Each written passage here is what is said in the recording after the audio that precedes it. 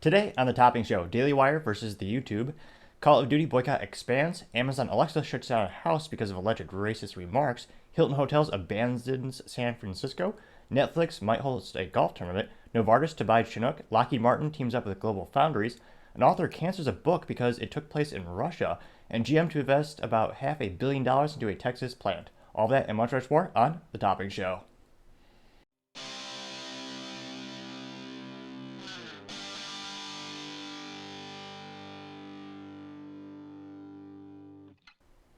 Thank you for taking the time to tune in today. Today's episode of the Topping Show is sponsored by Topping Technologies. Topping Technologies is an IT value-added reseller services company with a special proficiency in IT security. Heck, I see their owner at least twice a day. Gotta say he's quite handsome and brilliant. He's me, that's the joke. For your IT leader or business owner need a little assistance, you can reach the team at sales@toppingtechnologies.com. Now, other interesting cultural news, you have Amazon Alexa shutting down a house after an alleged racist remark. Now, this is taking place Wednesday, May 31st, 2023. And this is a user where, again, I wouldn't say he's a very prudent or skeptical person. He wired up his whole house to use the Amazon crap. So he had the ring, he had the lights, the locks, pretty much I need to double check on the locks. But one of those people who went all in and said, "Hey, Amazon, I don't know you or trust you. Oh no, I know you, but I don't know you, but I'm dumb enough to trust you. Here's the keys to my kingdom. Here's my house. Here's cameras so you can see inside my house, and you own the data. I don't, because again, it's on your Amazon Web Services, their cloud platform." Now, I digress. When this gentleman was asked for comment, he said, "I finally regained my access to my Amazon account after an unexpected and unwarranted lockout that lasted nearly a week. This wasn't simply an inconvenience, though. I have a smart home. My primary means of interfacing with all the devices and automations is through Amazon Echo devices via Alexa. This incident left me with a house full of unresponsive devices, a silent Alexa, and a lot of questions." I usually don't blame the victim, but yeah. Now, he actually called the customer service rep because, of course, if you go to your home and nothing's working, instantly enough, you probably think, hey, it's probably something, maybe they have an outage on AWS, or maybe there's an accidental mischarging my credit card. So this person called up the Amazon because they actually did have a customer support number and was an Amazon executive apparently.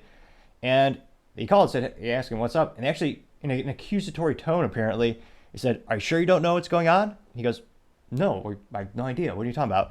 Now, allegedly, an Amazon delivery driver went up to this gentleman's home and dropped something off. And on the way back, he heard something racist.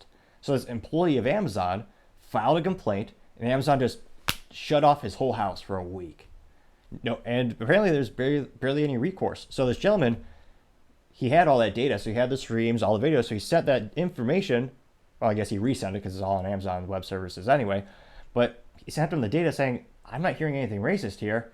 And he also further explained that most of his neighborhood is of the same race. And apparently, as a gentleman was walking away, so the gentleman dropped off a box at the front door, he was walking away, and the automated Amazon voice gave him a response. And this gentleman apparently also had headphones in. So all in all, it appears to be a complete miscommunication. But what is the moral of the story here? Well, it should be self-evident if you ever read 1984 or any science fiction dystopian book. But the moral of the story is, you don't own your stuff. Amazon owns your stuff. Don't trust companies you don't know. I mean, this person is basically locked out of their own property because they were foolish enough to think they could trust Amazon. And they just left him out to dry for about a week. And thankfully, he didn't say anything racist, because I'm sure if he did, he would lose his job, his friends, his employment. I mean, it's the worst thing you could be in America, and it's also morally vacuous as well. It's disgusting.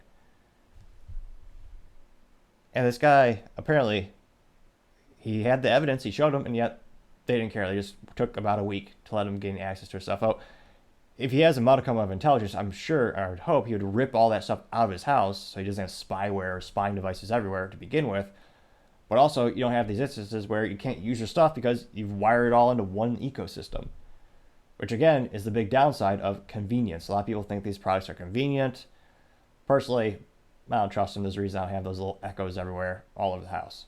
But I want to take the moment to thank everyone for taking time to tune in today. Cannot thank you enough for liking, subscribing, commenting. Each one of those things greatly help the channel out. Also, Don't forget to tell your family, tell your friends, tell your coworkers, heck, tell your enemies, tell anyone and everyone. Just stay safe and fight the good fight.